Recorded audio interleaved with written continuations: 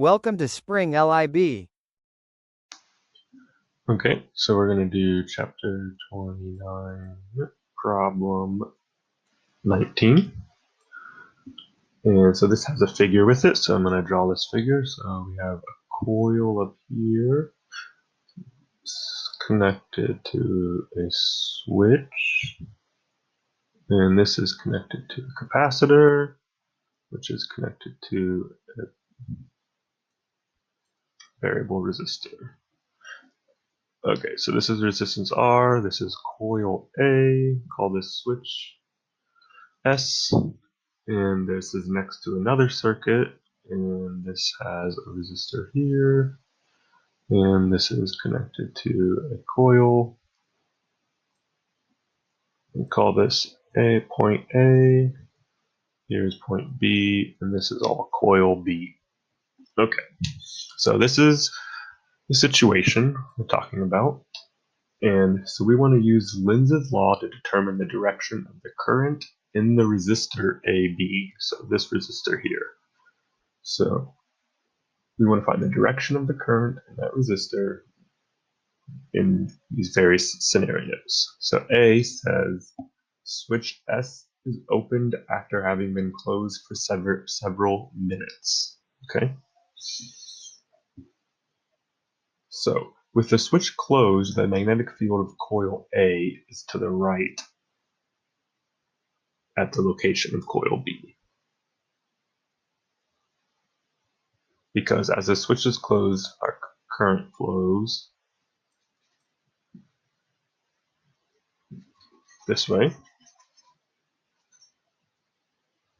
And then using the right hand rule, you see that it gives a B field this way.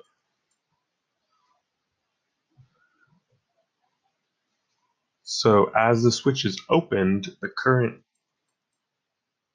is decreasing as the capacitor discharges. So this B field becomes decreasing. So we have a dB dt less than 0. And this B field acts on this coil with a flux in this direction. So we're going to have a decreasing flux as well in this, which is going to produce a current.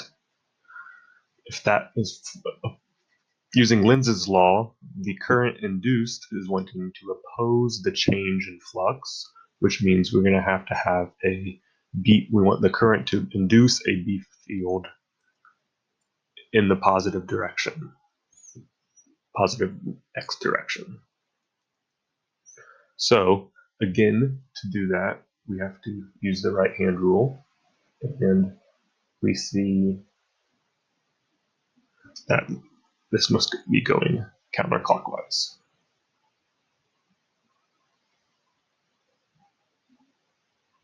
Or the direction A to B. Okay, awesome. So now let's do part B.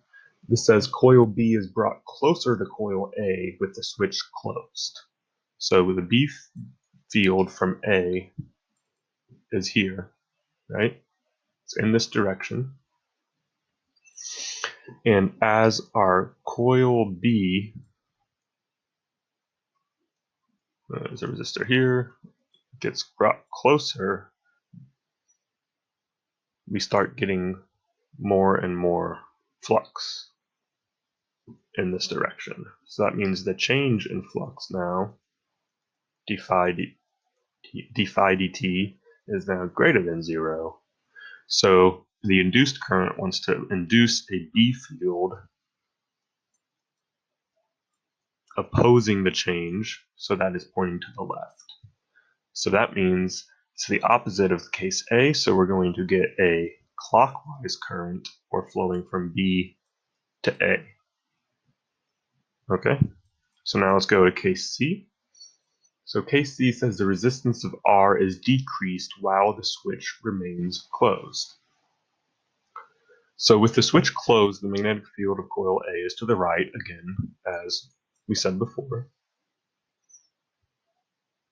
The current in the circuit that includes coil A increases when R is decreased.